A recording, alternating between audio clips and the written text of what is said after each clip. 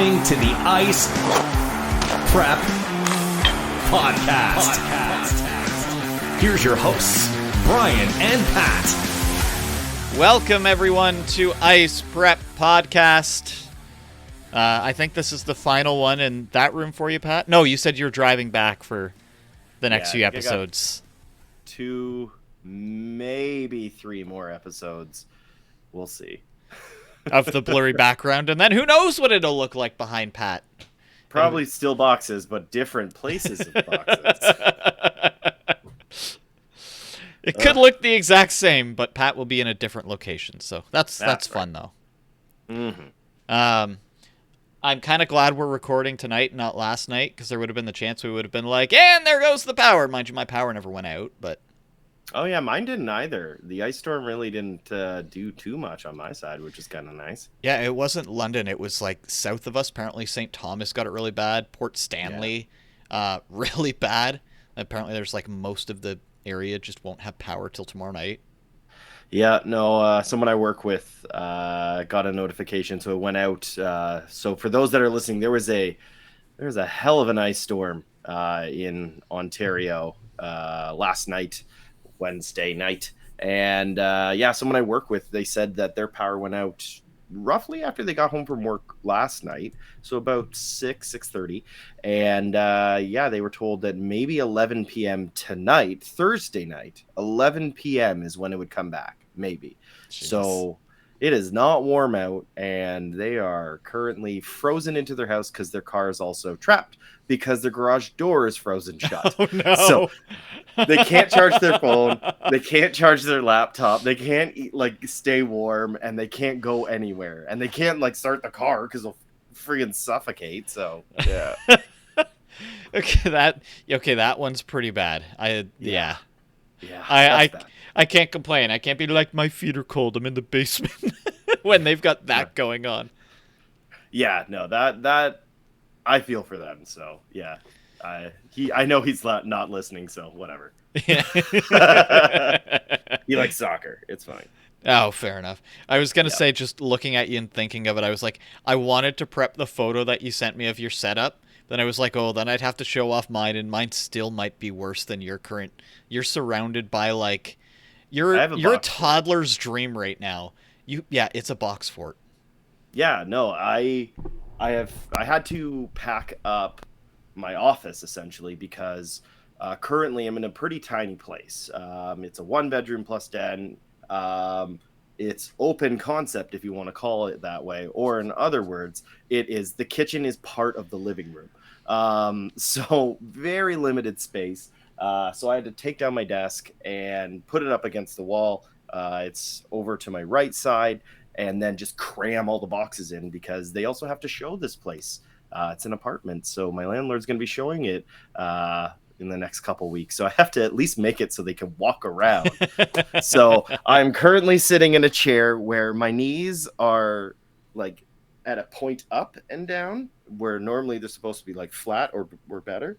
I'm pretty much on the floor, and my laptop is on a TV tray. So, and my second monitor is sitting on a box, which makes me really nervous. And my water cup is on the floor. It is just shambles over here. So it's fun. Well, yeah, you make it work though, right? That's the whole thing.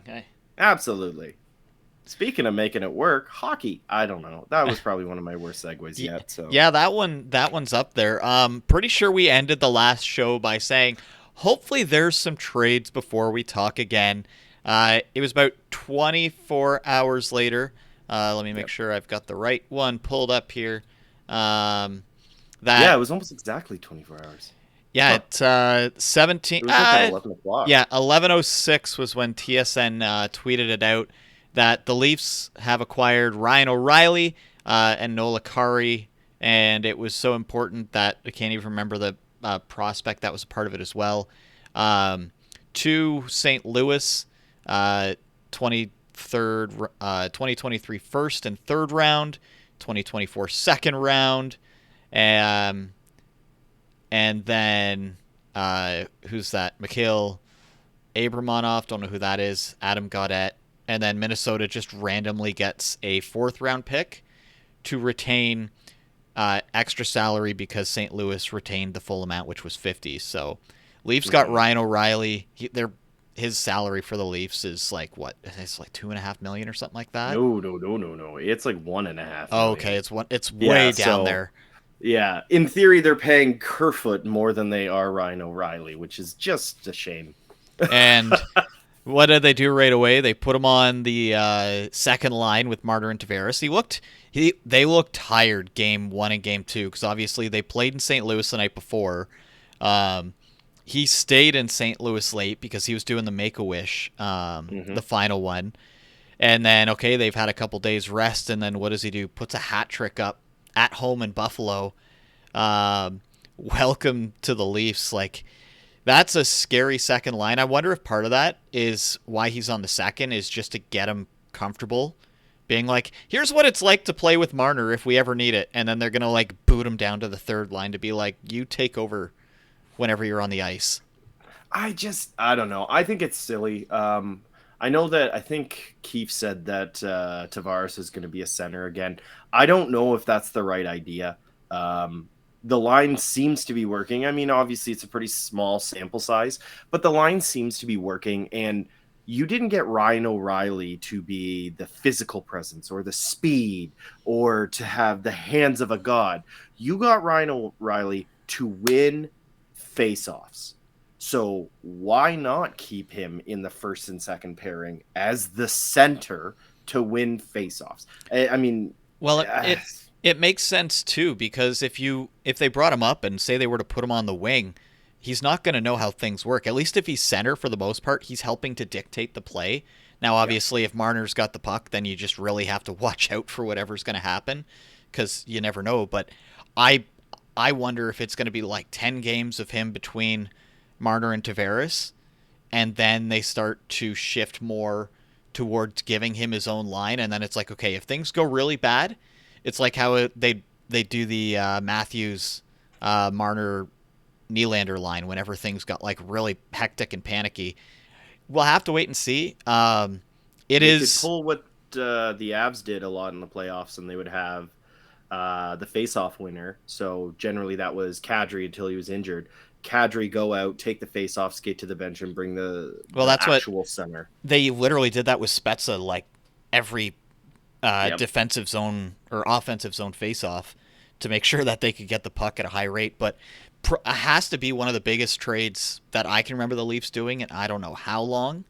Yeah, like, that was pretty huge. Foligno was, That wasn't a big trade, though. No, they gave up a first. Giordano was Like, they've got to think for getting captains, though. It wasn't just Giordano, though. It was Giordano and Colin Blackwell. Yeah, and he played very well for them. Yeah, and that, like, it's a similar trade in my mind to that, but just elevated. So Ryan O'Reilly played on the first or second line in St. Louis. He was always a nightmare to play against in the West. He's just good. He just does things that are just great hockey plays. But then you also have Noel Acciari, and he is a perfect fit for that fourth line. That's exactly what we were talking about, that they needed to find people for that line, for the third and the fourth, and that is a perfect move. And I think, was it Friedman? I can't remember who announced it today, but they said that the Leafs are not done. No, and I think that's not surprising at all. Are they done? And they said not, and it was at all. Like, just the confidence in that. So I have a feeling they are going to be kicking some tires to find out about some third and fourth liners, because they've got to go for it. And I would not be surprised if we saw Kerfoot moving out very, very shortly. Well, yeah. So the other thing we can talk about there, because it wasn't just that trade, obviously, there's been two more. One we can touch on quickly here. I'll grab that because it doesn't really have too much bearing on anything. The Senators getting rid of Nikita Zaitsev, and by getting rid of, they also had to add in a second and a fourth round pick. So the Blackhawks took on that contract. So the Senators clear up a bunch of space, which they've got a ridiculous amount for summer, and now they're back apparently in the Chychrun running. So who knows there? But then the other one That happened, what, not too long ago. Hold on, let me find where that one went. It's this one. Yeah, it was like 3 hours ago. Yeah, is between Boston and Washington, which is not something I think we expected to see, especially with Washington is currently playing. So they had scratched Dmitry Orlov and Orlov, sorry. Not Orlov. He's not a snowman. And Garnet Hathaway. So that is on its way to Boston. Washington's getting a first this year, a second, a third in Craig Smith. I don't. Yep, sure. Yep. Boston is beefing up. That is a scary defenseman for them to get. That's a first line pair. That's a first pair defenseman that they just scooped. And Garnet Hathaway is the biggest pest in the East. So he is Boston. Yeah. So now they have Marchand, who's going to rile you up, Hathaway, who's going to rile you up, and then also feed fists to you because he's sitting, I think it was 7th or 8th in the league for hits. Cool. So, yeah, he's got some goals. He's got some points. I think he's at like 19 or 20 points around that area. So, he does stuff, but he is there to aggravate and irritate, and that's Boston's motto in the playoffs. So it's a brilliant move to bring in yet another disturber. I think he's going to fit in immediately, and Boston fans are going to love that, man. Yeah, it's sitting here as a Devils fan watching all of this. So you had, obviously, the Islanders bring in Bo Horvat. The Rangers bring which in is interesting. Let's pause there for a second. Okay. No. We're pausing on Horvat because it is wildly interesting when you look at the points comparison between Horvat since he's been playing in the Rocks, or sorry, I guess New York Islanders. So for the Islanders, his points total versus Anthony Beauvillier since being traded on the other side of the Horvat trade, they're nearly identical in points. And Beauvillier is not the same tier as Horvat, apparently. Well, sometimes it's a change of scenery, right? Like, yeah, Beauvillier's style did not work at all with the Islanders' style, and Bo Horvat's style, that works with literally any team in the league because he is a net front guy, and teams love that. Like another primary assist last night. He's not slowing down the points, but yeah, as you said, there's Beauvillier is getting some points in Vancouver, which is unfortunate for Vancouver because it pushes them further away from Connor Bedard. But luckily, they still can't seem to outscore their problems. So in the Metro, Bo Horvat gets added. Tarasenko gets added to the Rangers. Apparently, the Rangers, they've scratched some players. It looks like Patrick Kane could be now going to the Rangers based on everything that's out there. Obviously, Ryan O'Reilly in the Atlantic. Boston beefing up because it doesn't seem like Washington is making the playoffs. Carolina and New Jersey have to be watching this going, crap. I think for the Hurricanes, it is a bigger we have to do something. Like, yeah, they had the Brent Burns acquisition in the summer, which is great for them. And Patches. Patches is out until the playoffs probably. But no, he's out. Oh, is he out? Oh, it's his Achilles again. Oh, no. No. I've been very all in on Meyer to New Jersey, but apparently the ass came out, and part of it is Dawson Mercer, which is a big no. If you're New Jersey at this point, get some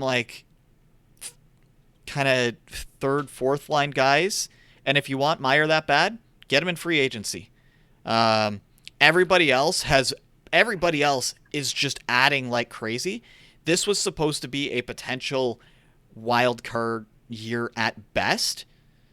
The only reason why the Devils would add is if they think that they can get past the first round because they want to give these kids more experience.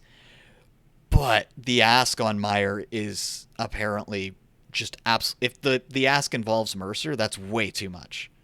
Absolutely. Yeah, and like you hit it right on the head. You look at the teams that are adding: the New York Rangers, the Toronto Maple Leafs, the Boston Bruins, and like you mentioned, Carolina is probably going, oh God, we got to do this. Toronto, they've got to get past the first round at least. They're running out of time. Their runway is coming to a close, at least when it comes to the general manager and the coach. Their contracts are up at the end of the year. So it's a make or break mode for them. So they got to make moves. Then, I might be getting choppy. No, I'm not seeing it. Oh, okay. Maybe it's just me. All right. Anyways, then you've got Boston. This is their last year. This is their final dance. Yes. Sorry, I'm laughing because I was looking at Dawson Mercer stats, and what does he do? He scores another goal. So I think that's 7 goals in the last 5 games or something like that. That's nuts. Yeah, so yeah, and you've got all these teams that are in this win now mode. They need to win it this year. Carolina especially, like they've been so close for so long. The Rangers, they've been so close. Like really, I know it only seems like it's been 1 or 2 years, but like they should have gone further every single time. Every one of those teams is just like, we've got to do it.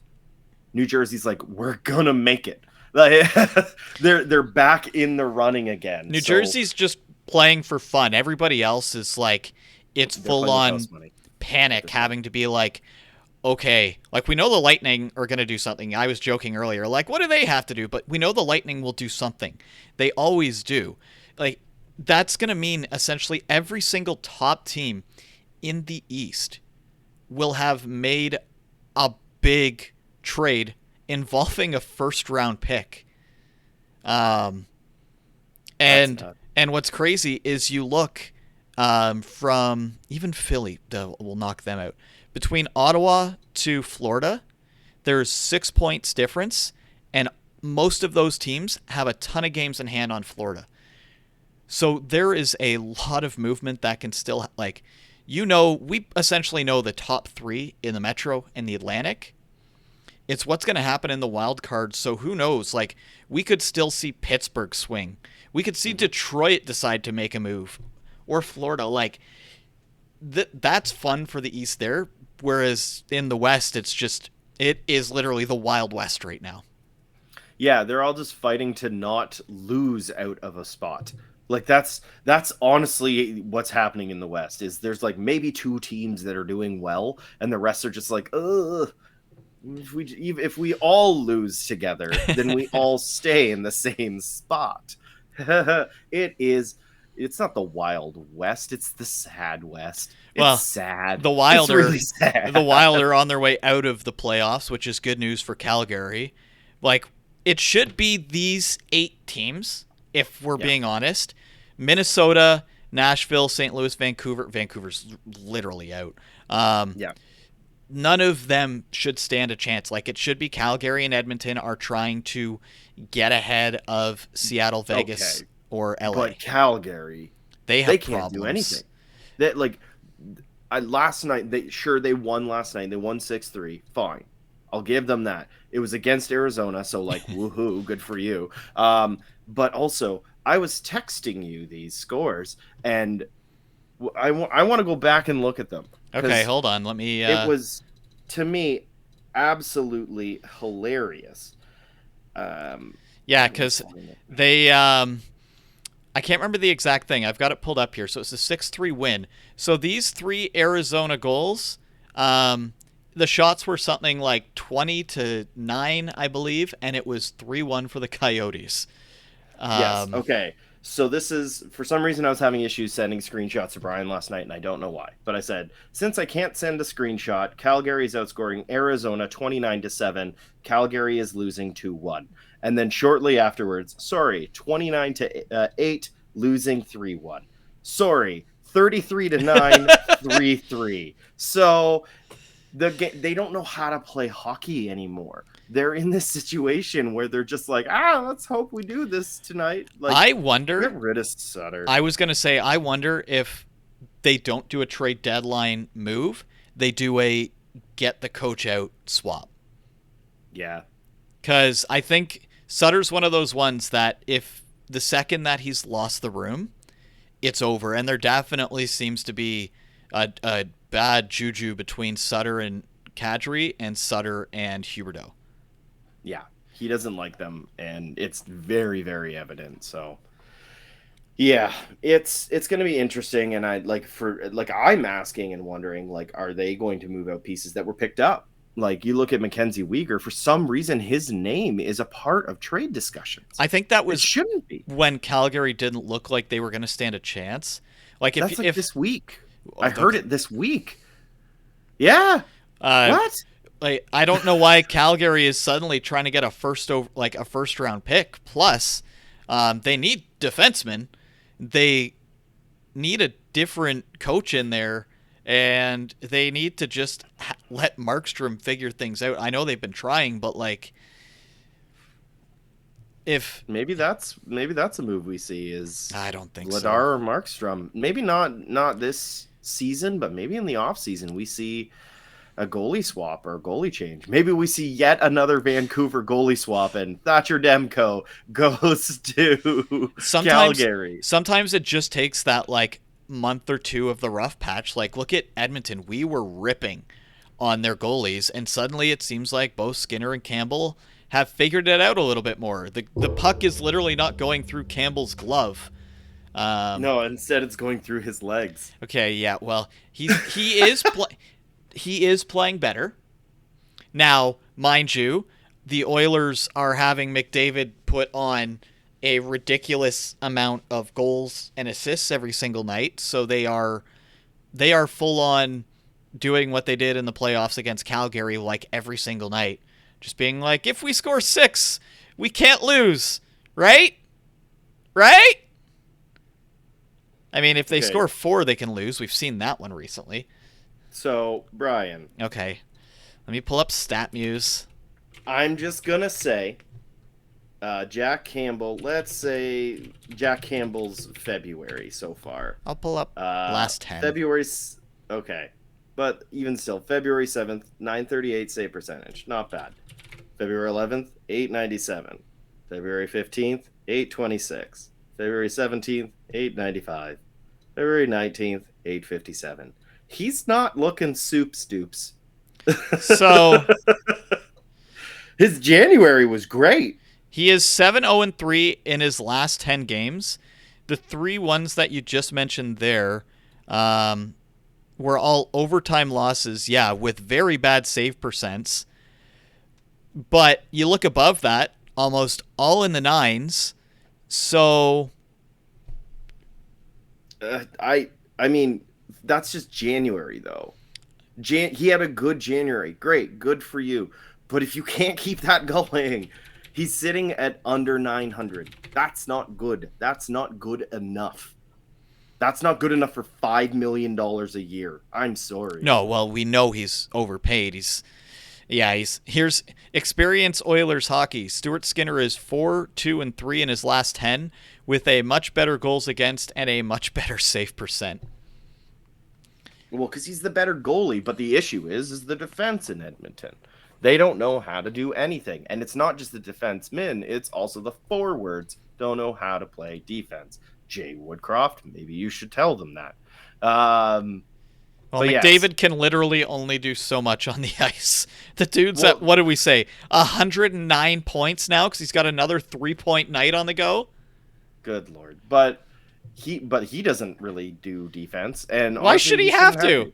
No, he shouldn't have to. You know who should be doing it? Literally everybody else. Just let McDavid, and then everyone else just plays defense. Have one forward. Just let him cherry pick the whole game. Like, go back to that style. Playground ball hockey. The Oilers, like, they are the most frustrated. Like, how often do we talk about them? We get more frustrated probably talking about the Oilers than any other team in the NHL. I think so. And so a good buddy of mine at work. And I'm not intentionally wearing Oilers like orange underneath. Oh, okay. Hey, I was wondering.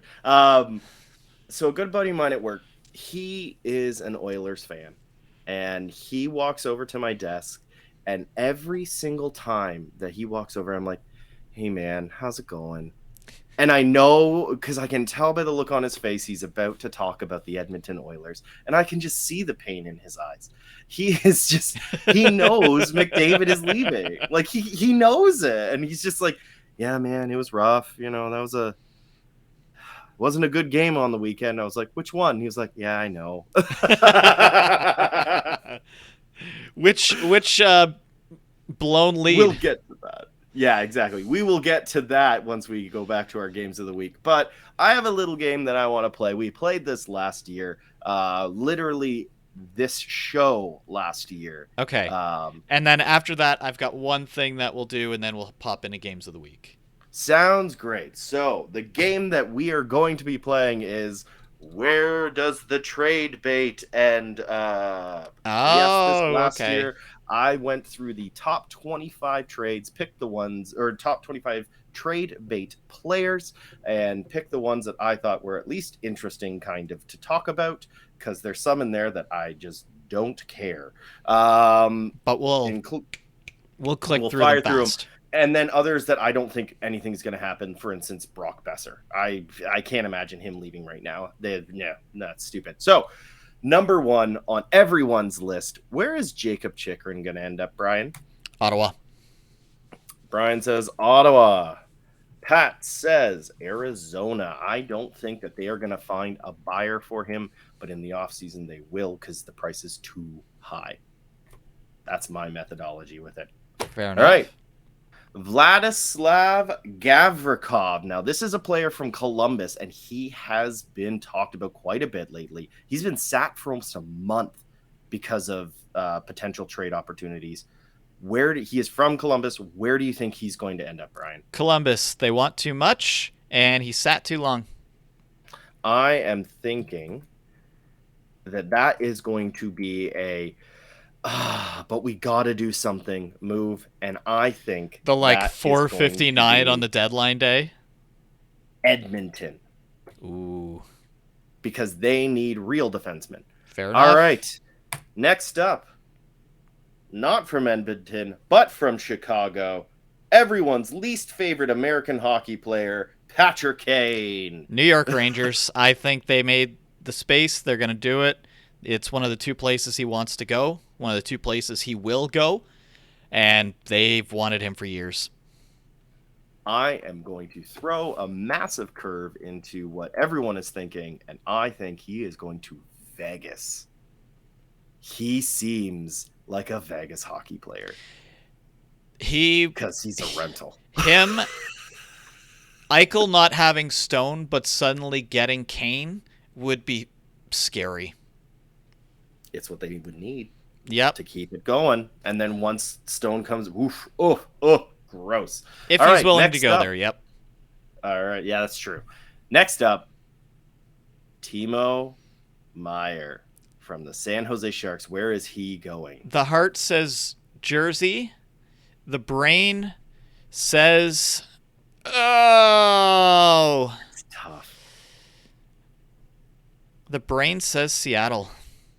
Oh, that's a good pick. I like that, because they got to make some moves. They're kind of middling out a little. They're very much everybody always all the time together. Like, nobody really stands out point-wise. He would go there and be scary. They've got the players. They've got the prospects. They've got the picks. Part of me thinks it's the Seattle rental. Yes, it is the same division, but I'm doing one that I don't think has been talked about enough, but we did kind of mention it. And I think that it's going to be a suitor that's going to come in, and it'll be Carolina. Okay. I think that could be an interesting play. They got a lot of really strong forwards, but I think that if they bring in Timo Meier, that's untouchable. Meier, Svetch, and Aho would probably be one of the scariest lines in the league. Marty Necas, he's killing it. You've got Turbo. You've got Burns, who's literally doing either defense or forward, whatever he feels like. And he knows Meier well. Exactly. So there's a little bit that I think could be really interesting there. And I think they have the space because of Patch's IR. Next up, this is a little bit of a wonky one, but there's been a lot of chatter about him, and that's Jake McCabe, defenseman from Chicago. He is probably a solid third pairing defenseman, but he's younger. So there's a little bit of an upside on that. What do you think happens with Jake McCabe? Washington. They just got rid of a top guy. They've got a pick, so they can decide, hey, do we want to use this pick, or do we want to do it to try and do something else with it? I'm wondering if they might trade that Boston that first round pick away. Okay. Interesting. Does I don't know if does he have any term? I have no idea. I just looked at the I will names look and that wrote up. them down. I'm really bad at prepping. The only reason why I say that, okay, so he is on his second of his fourth year, 4 million AAV. The reason why I say Washington, they only have one defenseman signed for next year at this time. True. Yeah. So they're going to be looking. They're going to be a big on part every of it. conversation then. Yes. Okay. I'm thinking, because you kind of mentioned it a little bit earlier as well, Calgary. I think that McCabe would slot in pretty well there. But the one caveat with that is they would have to move out someone. And that's why I'm unsure. If it doesn't happen in Calgary, I don't think it happens. That's it for me. All right. Staying in the West dish. I know. I had too much pizza and I'm like super bloated and I feel like I'm drunk, but I'm not. So St. Louis, they've got this guy. We talked about him a little bit ago, and I thought he was going to go to Toronto, but instead two others did. Ivan Barbashev, a right winger. Where do you think he ends up? Because he's definitely on the block. New Jersey. Devils don't get Meyer. They need a potential top 6 winger. Fits the bill. It's just the price. Yeah. I think that we are going to see, this will be Tampa's move. I think Tampa is going to be in on Barbashev to shore up a couple of the weak sides that they might have there and give a little bit more strength. He goes into the corners and hits. So, all right, we're going to go to California because they know how to party. Where's Erik Karlsson going to end up, Brian? I stand by where you got pissed off at me last week, Edmonton. I think you were stoops wrong. If you want to hear that chat, it's like 15 minutes on last week's episode, so we don't need to get into it again. I think he's still going to Edmonton. I am going to steal an answer from you because you made a very good point that I didn't even think of, and I think he ends up in Washington. Karlsson and Karlsson? Come on, it writes itself. Karlsson and Karlsson feeding Ovechkin. Okay. Right? So but like that, it doesn't seem outlandish. No, it doesn't. Especially like now that we know they only have John Karlsson signed. They just got rid of one of their better defenders. They have a free first round pick to play with. Any defenseman, especially if they have term, and if San Jose can retain some, they have to be in on like every defenseman out there. And not to mention, they like older players. Mm-hmm. They do. They like more term players, people that have the experience. So I wouldn't be surprised if Washington suddenly is into the race for Karlsson. We're gonna go down south here and go and stick with the defenseman here. Shane Gostisbehere once again is part of trade talks. He seems to be popping up almost every year at least. He Yotes right now? He is currently in Arizona. Do you think he stays there, or is he heading somewhere else? He stays. Okay. Arizona can only trade so many. I think they want to keep some players there. Obviously, they did just acquire the Shea Weber contract, so they have I guess $21 million of fake money currently as a part of their cap. So they need to actually have players for the floor. So I think he stays, but you never know. I think that they do a 1-for-1 with Edmonton. I think Edmonton is going to be on the hunt, and I think they're going to pick up like Cody Ceci or something stupid like that, and then just wait for him to get hurt and go on IR, and then they'll have like 25 million. Cody Ceci, by the way, for those who don't pay attention to the Oilers, is currently on the first pair with Darnell Nurse and has been for quite some time. Yeah, and Shane Gostisbehere is at least a good defenseman that he's proven that he can shoot the puck in the net. He had, I think it was like 6 games in a row where he scored a goal as a defenseman and named Shane Gostisbehere, who's not the greatest. So he's proving that he still has some gas in the tank, and he could be a valuable asset to anybody that needs a little bit of a scoring touch, but for the most part, a shutdown defenseman. Okay, leaving there. Let's go to Philly. JVR, James Van Riemsdyk. He's a left winger, which I think is an interesting piece because there's not a lot of left winger depth. There's been a lot of talk about him moving. Do you think he is going to move? The only team I could see would be potentially Winnipeg. Oh, I like that. I like that a lot.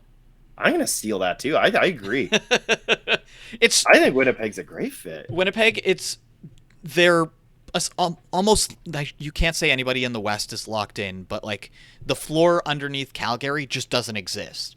So it's basically play 500 hockey, you make it in. Hellebuck is having one of his years. They just have to shore up a few things, and it's scary. Like, you look at what their defensemen are doing, especially Morrissey this year. Look out for Winnipeg come playoff time because goalies can steal series, and they've got one of the best this year who's not playing for Boston. I honestly, if Winnipeg has to play Dallas in the playoffs, that will be a hell of a series, and I'm really excited to watch every single game be 1-0. Like, we'll go to the seventh overtime again, and it'll be 0-0. Yeah, and just the two of them in net going the whole time. But all right, let's move from one Canadian team to a different Canadian team, since we both decided to choose Winnipeg there. Vancouver, another name that has been talked about, a metric crap ton. Luke Schenn. A lot of people seem to be very interested in him. I don't see particularly why. I think he's an okay defenseman, but I don't think he's. It's the how much he throws his body. He leads. Doesn't he like lead the league in hits in like the last 10 years or something like that? It's ridiculous. So he's the thing with him. He is on the second year of a $850,000 contract, so he's obviously UFA afterwards. I think that knocks Washington out in my eyes. Part of me thinks that might be the Buffalo Sabres' only move. Ooh, yeah. They've got Dahlin, they've got Power, absolute studs on offense and defense. Bring in another big body that's just nasty. Yeah. But I don't know, because that if he's on an expiring contract and it's a cheap contract, this will be probably a third pair defenseman.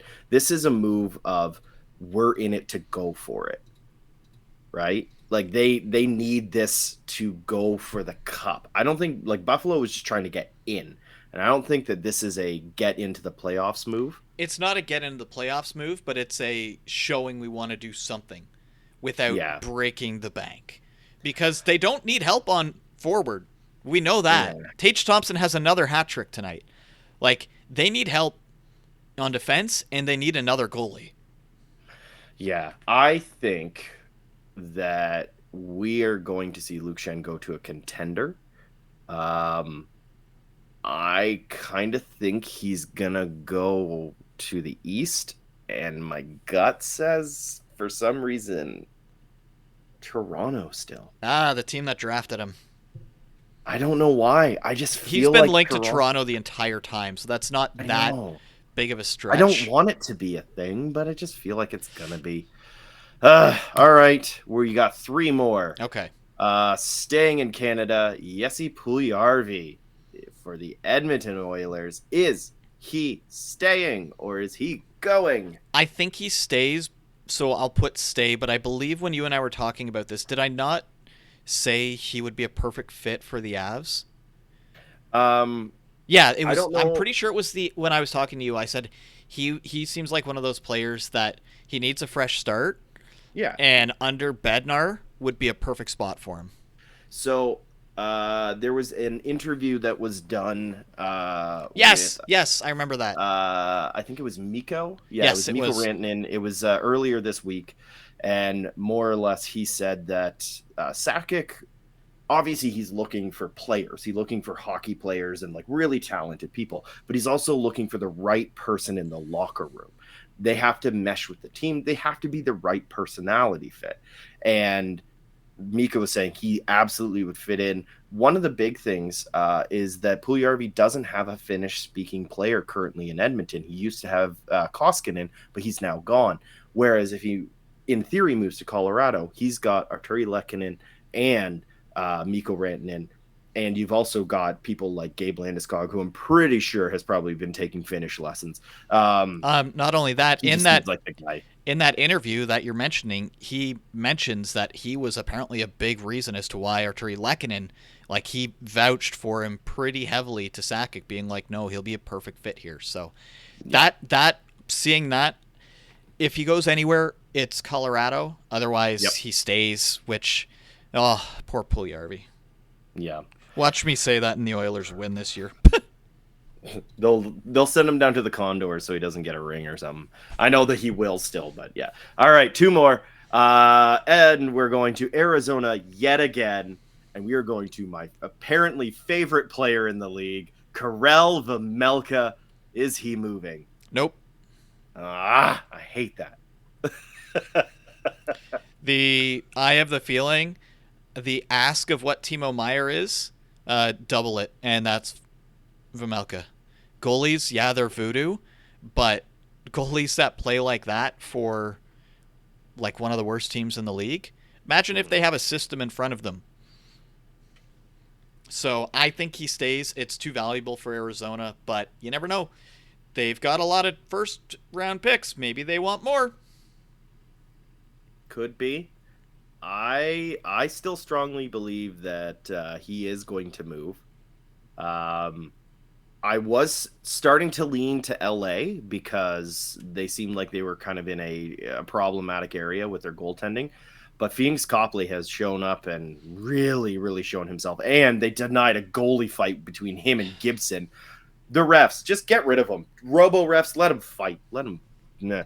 I'm going to say that is going to be Buffalo's. Let me show you, because he's got term. They just signed him this year, which means Craig Anderson can't play for much longer. That man is 96 years old. His knees are probably older than time. It's just his time is coming to an end. Ukko-Pekka Luukkonen still has a little bit of time that he needs to take in the lower leagues to get up to the NHL level. I think he will be a fantastic goaltender, but he's not there yet. And Comrie is good, but again, like, he's not a starter.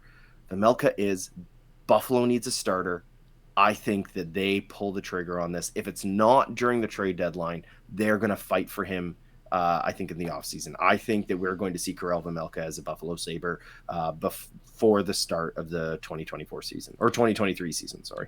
Buffalo owns their first this year, their second this year, 2 other seconds this year, and then their first and seconds years after that. So if first is part of it, and then who knows, maybe they get it'd be the.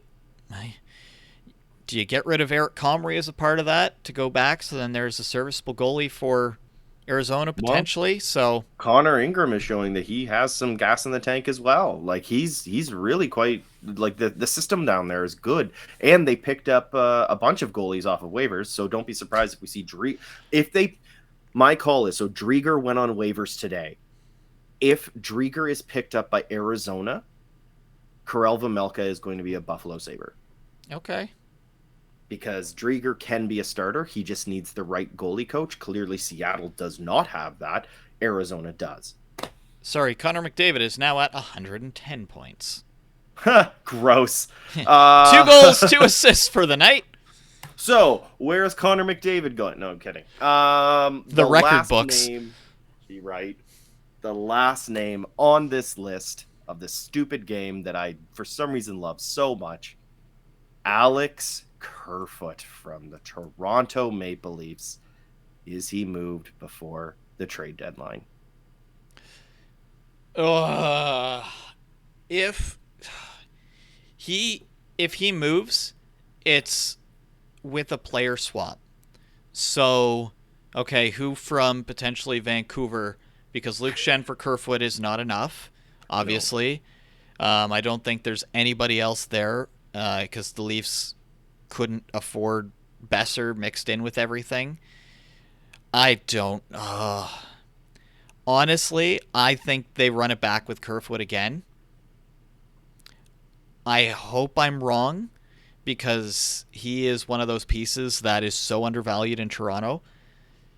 So it would be nice to see him thrive somewhere else. I see it. So I say stay. He's going to stay in Toronto? Okay.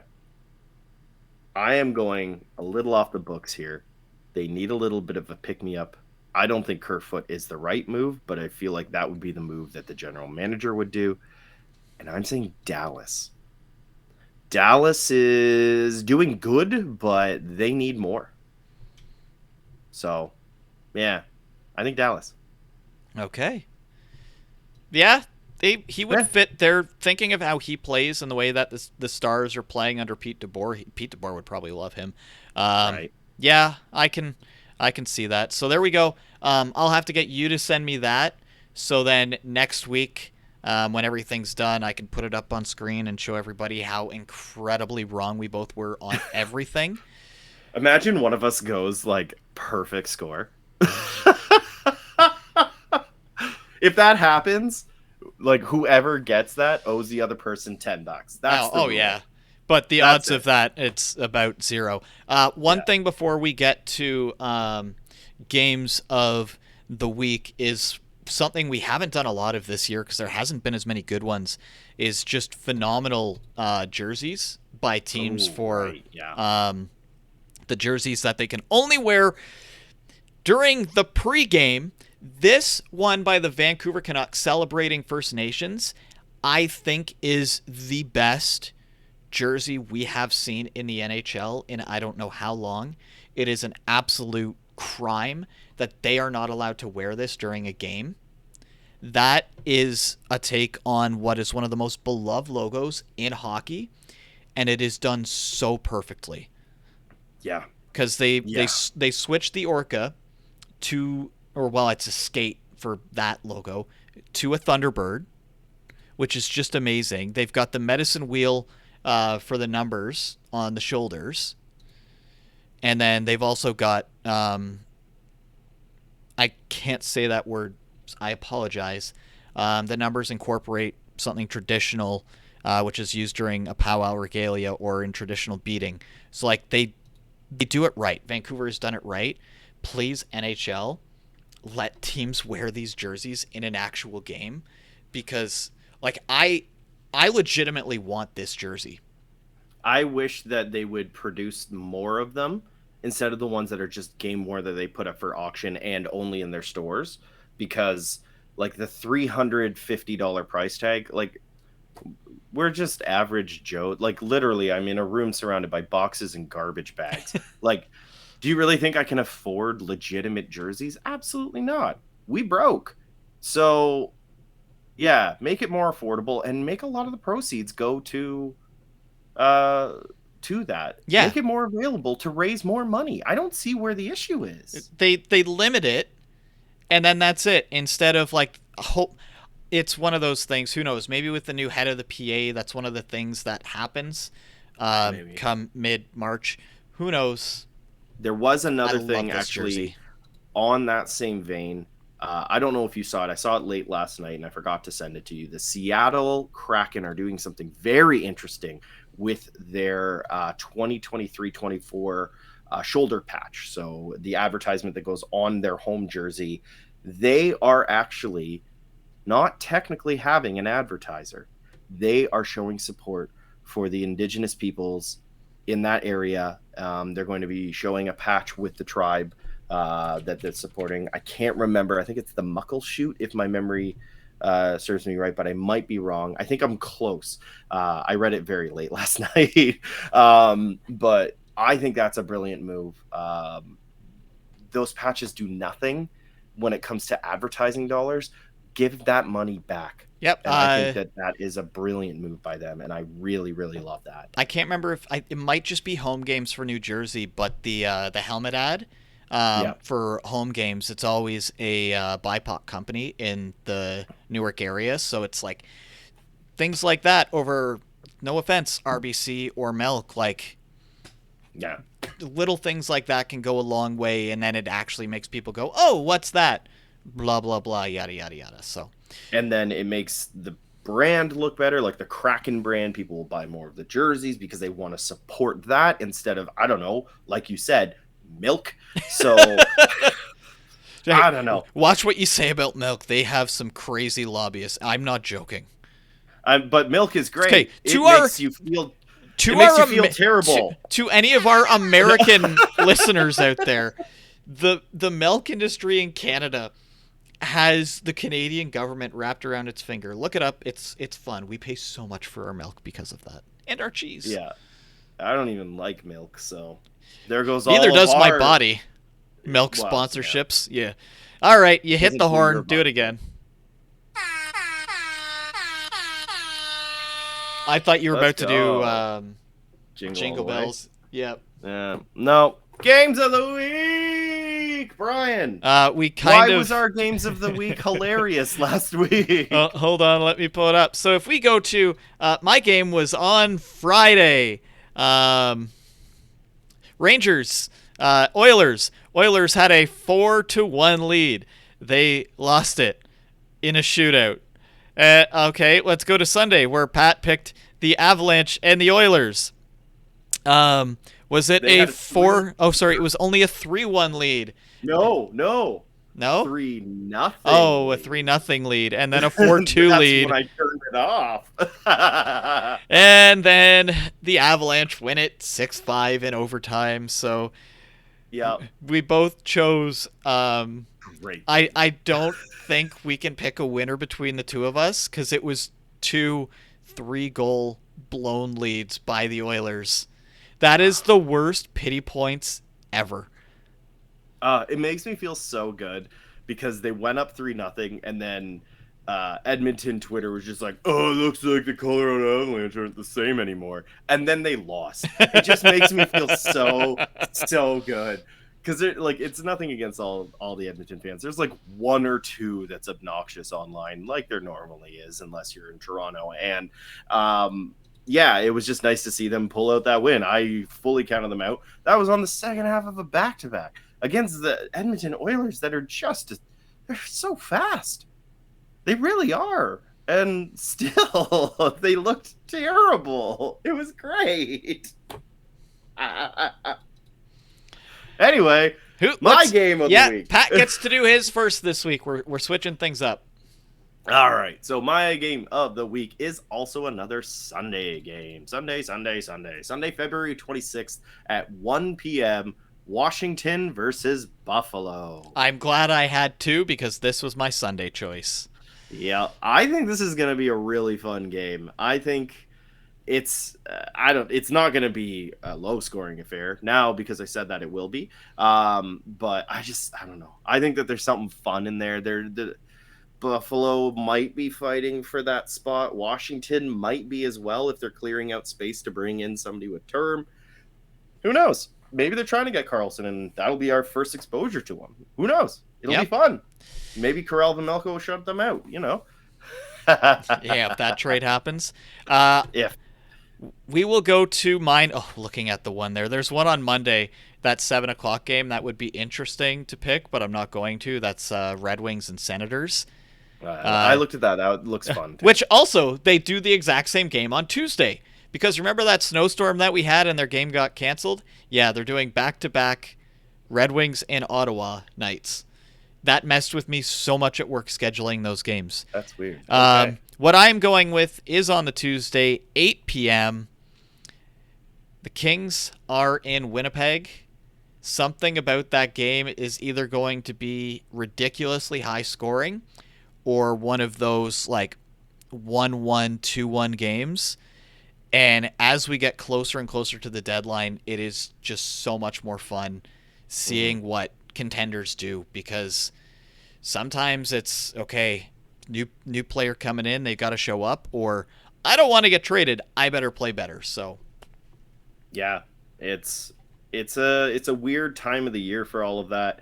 And the best thing is, because trade deadline is a week away, we're going to see a lot of moves between now and our next episode. So, or is it on the Friday? It's on the Friday. I thought it was the second. I thought that we were No. going to be super duper in luck and be able to talk about it at the end. So we'll have to wait 2 weeks. So it'll be, oh, gross. Really? Yep. March 9th. All right. We're going to have to wait until March 9th. And at that point, we may not even talk about too many of them. And I'm going to be exhausted because I'm going to be driving home from picking up my parents at the airport from Toronto. So that's going to suck. But yeah, next week we should have a ton to talk about when it comes to the trades. And I'm willing to bet that probably about 40% of the people that we mentioned today will be on different teams. Hopefully. So it is one of the more exciting times of the year for hockey fans, because we get really, really excited and then nothing really happens. And then we're like, I wish it was the NBA. No kidding. On that note, we're going to call it there because we went a little bit longer than I think we wanted to. So we'll talk to everybody again next week, the day before trade deadline. Sometimes, those trades happen the night before. So we're kind of banking on that a little bit. I don't have anything to close with here, Pat. Do you have anything you want to add?